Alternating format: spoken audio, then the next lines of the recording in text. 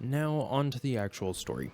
1 Samuel 17 picks up with the Philistines gathering their armies together for battle. So who are the Philistines? The Philistines are one of the inhabitants of the land of Canaan. We hear about them in Joshua and in Judges, and then finally here in 1 Samuel. And they were a great foe, one of the other great foes of Israel. Many battles between the Philistines and the Israelites are recorded, and very originally they were actually mentioned in the very first book of the Bible when Abraham, the father of the grandfather of the Israelites. Yeah, the grandfather of Israel actually meets them. And so they were in Judah. The Philistines are in the territory of Judah, and they are encamped on one side of a valley, and the Israelites are encamped on another side of the valley. And the Philistines have this champion, this great warrior, and this great warrior's name is Goliath. And Goliath is described in terrifying terms. He is described as being 6 cubits and a span tall. Now, we're not exactly sure. We don't have an exact estimate of what a cubit is. We have two different lengths of a cubit, because a cubit and a span were different depending on the culture. So a cubit is usually considered to be from your elbow to your fingertips. And a span is usually from your thumb to your pinky, I think, or your thumb to your middle finger, one or the other. And so for Americans, a cubit and a span would be very different from a European cubit, and an Asian cubit, and an African cubit, and things like that. And so because of that, we have a range of how tall he was. But even at the lowest end of the range, he was still massive. And at the highest end of the range, which is the more likely end of the range, according to most biblical scholars, even bigger than massive. So at the low end of the range for 6 cubits and a span would be 6.5 feet tall. And at the high range, which again is what I have found most biblical scholars that I have read would agree with, is 9.5 feet tall. Now, 6.5 feet tall is pretty big. The average height in America is like 5'10" for men, I think. So even still, like 8 inches taller than the average height of men in America. But the average height of Israelites at that time would have been around 5'5".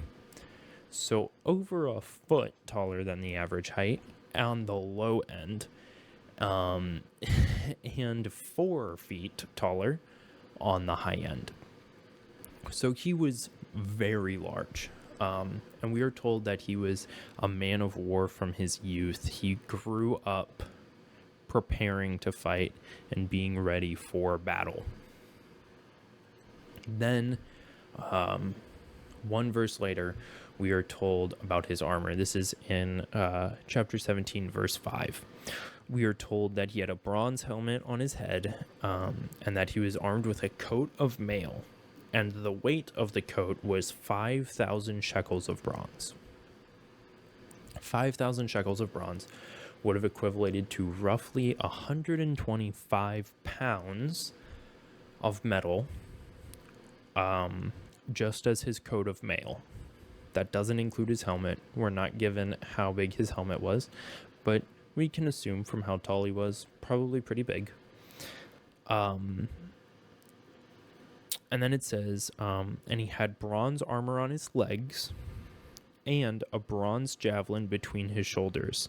Now the staff of his spear was like a weaver's beam, and his iron spearhead weighed 600 shekels.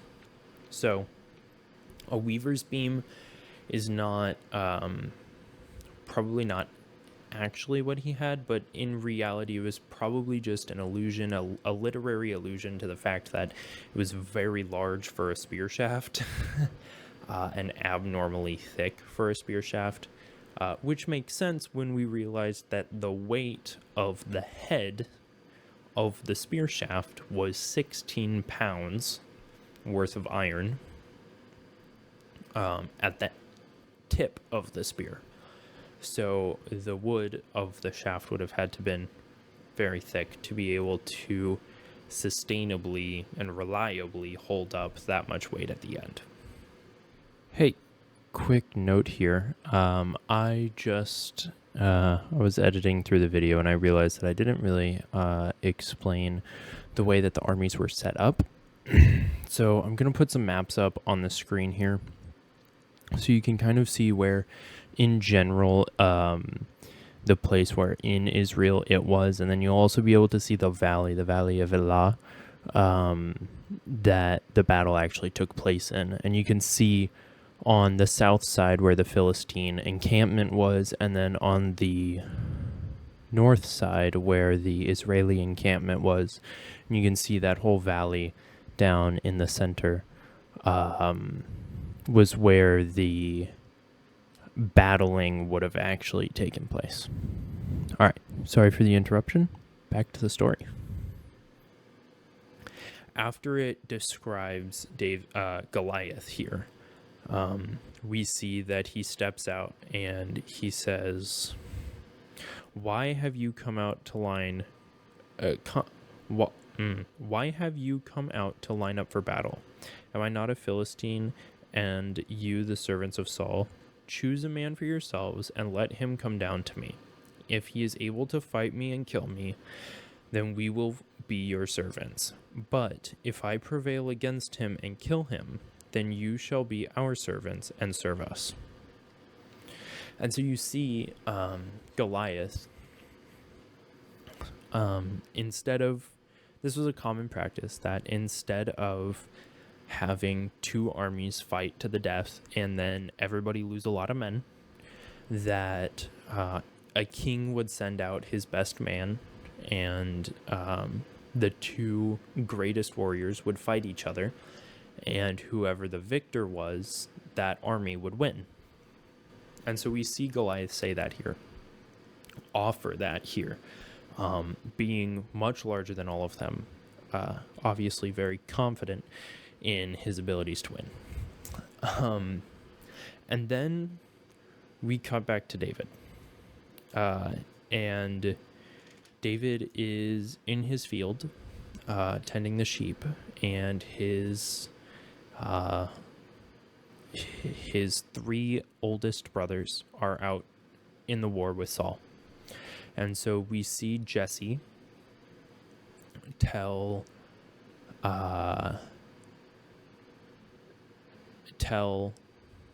David to go and to take food and water to his brothers. This was a very common thing in that time, was for the men to feed and water themselves rather than the king doing it. So David was told by Jesse, you need to go refill your brothers. And the reason for this is because at this point, when we cut to David, it has been 40 days of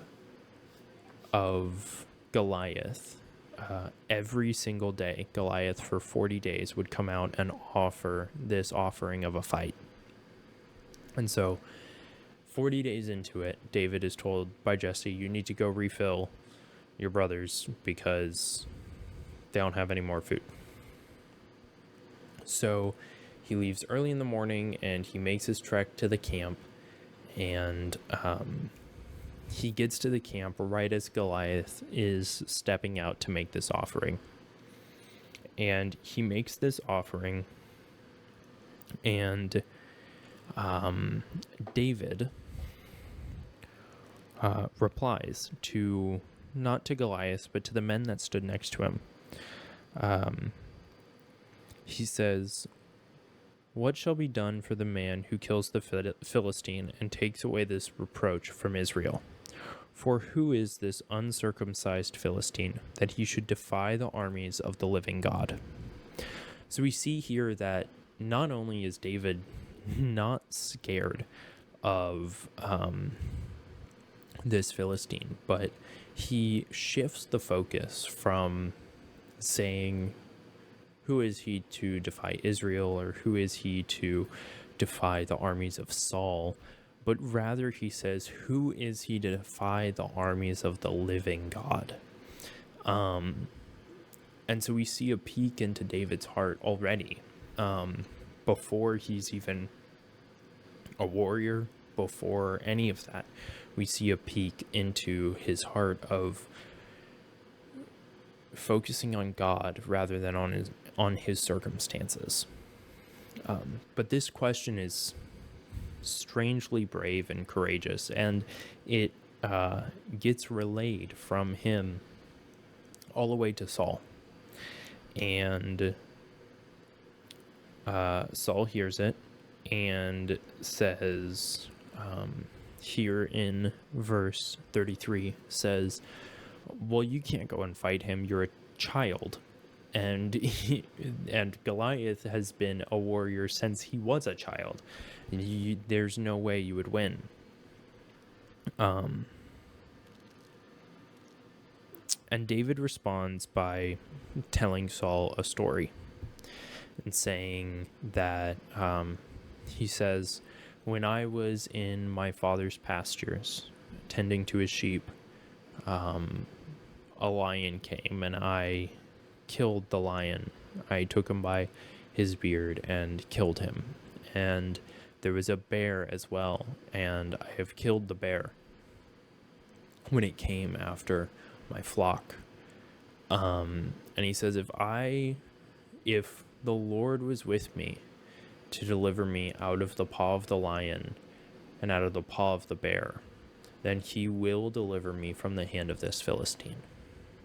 And so we see, even though David is a child, and even though David is not a warrior yet, he has the heart of a warrior, and he has the trust in God of someone who knows that God will be there no matter what, and that God will be there to help him. And so with that, Saul agrees and says, "Okay, but if you're going to go out and fight, then you must wear my armor." But Saul is a full-grown man. And so David puts all this armor on, and it just does not fit him.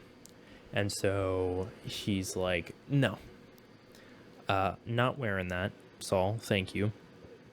But I'm not going to wear this. I've not tested it. I'm not comfortable in it. It's not going to happen." And so he takes his staff, his shepherd's staff, and he goes down to the creek and he picks up 5 smooth stones out of the brook. Now, why 5 when there was just Goliath? Did he think that he was going to miss? Because that's what I always thought, that he was being safe, rather safe than sorry, right? But I was wrong. There are actually 4 brothers to Goliath. Goliath is identified as a son of Anak being one of the first giants mentioned in the Bible, and Goliath is mentioned as a son of Anak. And later in 2 Samuel, and I think in 1 Chronicles as well, there are other sons of Anak that are mentioned, and in total, including Goliath, there are 5 of them. So David, being having the wisdom of God, honestly, wisdom beyond his years, says, I'm going to take one stone for Goliath, and I'm going to take one stone for each of his brothers, so that when I kill Goliath, if his brothers come after me, I'll be able to defend myself. And so with his sling in his hand and his staff in his hand and the 5 smooth stones in his shepherd's bag, he marches out to face Goliath. And we see in verse 43, we see Goliath say to David, well, let's start in verse 42, actually. So in verse 42, it says, and when the Philistine looked about and saw David, he disdained him, for he was only a youth, ruddy and good-looking. So the Philistine said to David, am I a dog that you come to me with sticks? And the Philistine cursed David by his gods. And the Philistine said to David, come to me, and I will give your flesh to the birds of the air and the beasts of the field. So we see, as David steps out there, the Hebrew of this actually, in verse 42, implies that Goliath actually had to,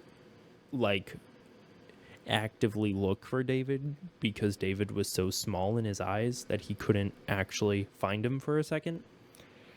And so he laughs, and he's insulted that they would send a child to fight him, when he is the greatest fighter of the Philistines. And he curses him by the gods of the Philistines. And we see David respond here in just a wonderful way. Verses 45 through 47. It says, then David said to the Philistine, you come to me with a sword and with a spear and with a javelin, but I come to you in the name of the Lord of hosts, the God of the armies of Israel, whom you have defied.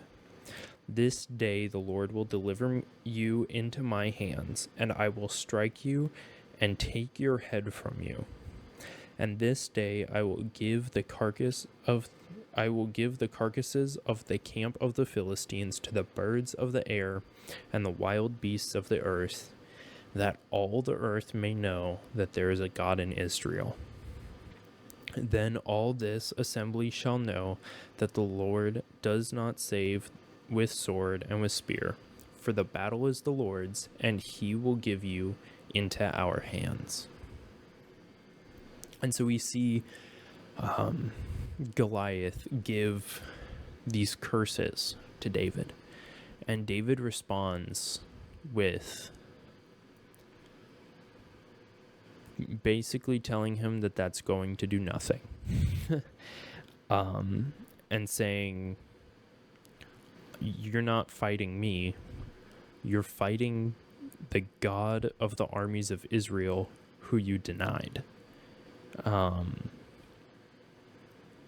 And he retorts back with the same thing that Goliath said about giving the carcasses to the birds of the air and the beasts of the field, and finishes it by saying that the battle is the Lord's. Not the battle is mine, not I will win, but that God will win, the Lord will win, and the whole point of that, then all the assembly shall know that the Lord does not save with the sword or the spear. Showing that the whole point of David doing this, the whole point of David standing up to Goliath and fighting Goliath, was not so that he could have glory, but so that the glory could go to God. And so that the battle, who is already is the Lord's, would be shown to everybody that it is the Lord's, and that they don't need to rely on their weapons, that they can just rely on God. And so with that, it says, the Philistine arose and came and drew near to meet David. And David hurried and ran and ran toward the army to meet the Philistine. We see here that with the completion of David's little introduction to the battle, Goliath stands and starts to walk towards David. And while the clattering of the armor and the murmuring in the camp behind David of fear and terror that they have had for the past 40 days is happening behind David, David starts running towards the battle.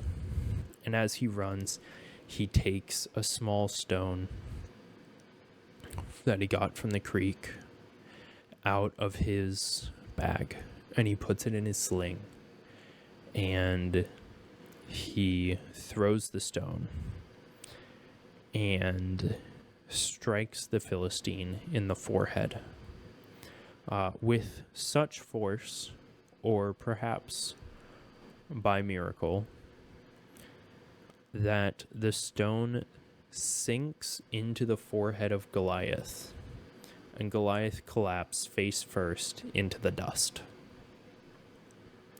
And then we see that David, continuing to run, because he has no sword or no sharp weapon at all, runs over and takes Goliath's sword, which we would assume is still in his sheath. He has a spear, he has a javelin on his back, he probably had his shield at this point, and most likely a sword on his hip. Takes it and stands over him and takes Goliath's sword out and uses it to cut the head off of Goliath as a trophy and proof that he indeed did kill Goliath.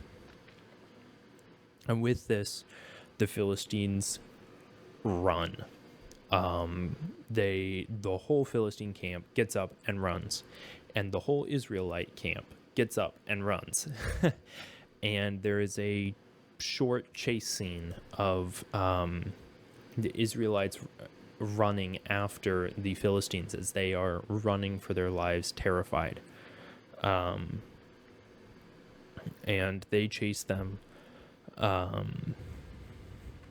They pursue them as far as the entrance of the valley and to the gates of Ekron. And the wounded of the Philistines fell along the road to Sha'araim, even as far as Gath and Ekron.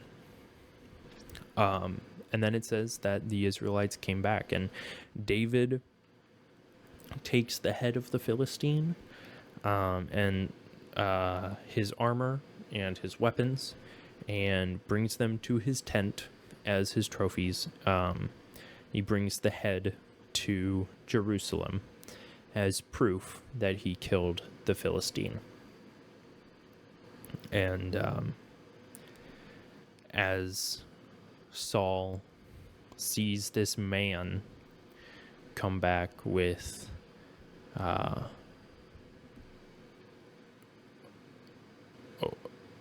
the head of the giant, he agrees to the terms that he had set, that the person who killed Goliath would reap the reward of. And this reward is spoken about a little bit earlier in chapter 17, verse 25.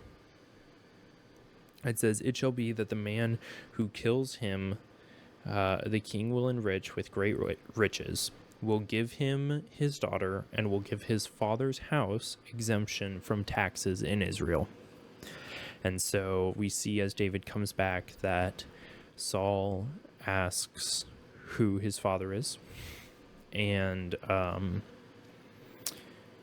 as David states it, so the king exempts Jesse, the father of David, from taxes, and gives David great wealth and also his daughter's hand in marriage, which does come to fruition in the future. And with that, David and Goliath the story of David and Goliath and the start of David's military career, which a lot of First Samuel is about,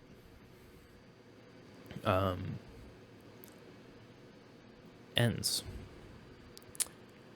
So, what can we learn from this story? It's a cool story. There's a lot of cool things that happen. We see the beginning of a man who is identified, the only one that God ever identifies, as a man after his own heart, after God's own heart. The start of a warrior's career that goes above and beyond the call of his king and the call of his kingdom once he is king. So what can we learn from these things? I think there's a few key things to take away from it.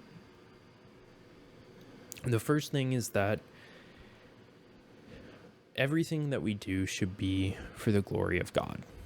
And everything that we do should be to bring God glory. We see that this is David's heart, and David being a man after God's own heart, we should try to emulate in as much as we can.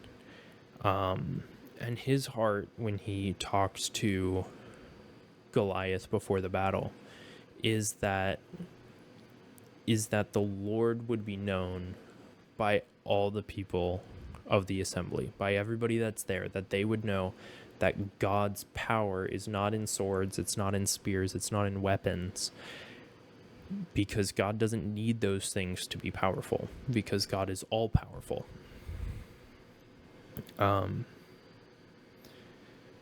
Secondly, that it doesn't matter what other people say to us as Christians. We see that Goliath curses David by the gods of the Philistines, and David doesn't even retort. He completely ignores it because he knows that it means nothing compared to the God of Israel, compared to Yahweh,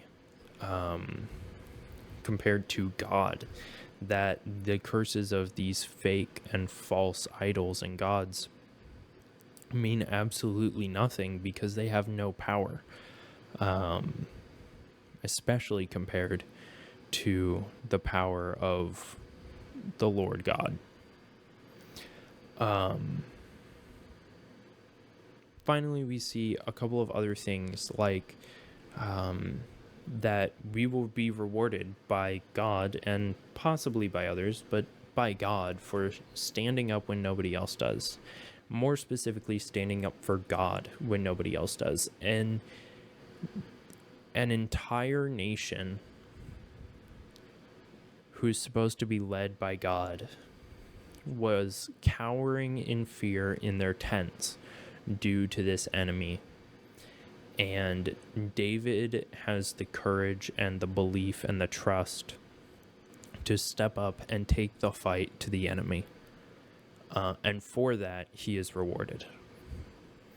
And finally, we see that God will never leave us.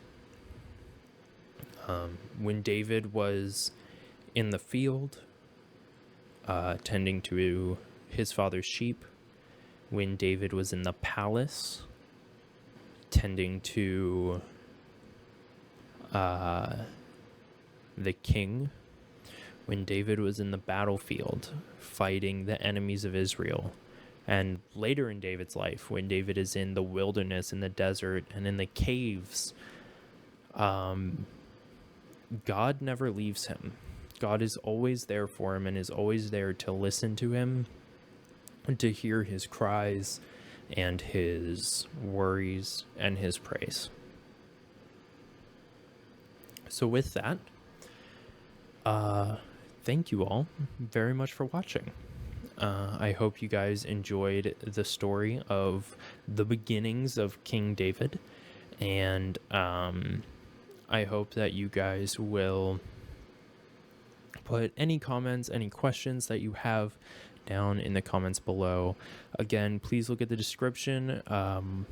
Most, if not all, of my sources will be in the description, hopefully pretty close to the order that I reference them. So you guys should be able to just follow the links and be able to get closer to primary sources than myself. But again, thank you all very much for watching. I hope to see you guys in the next video. God bless.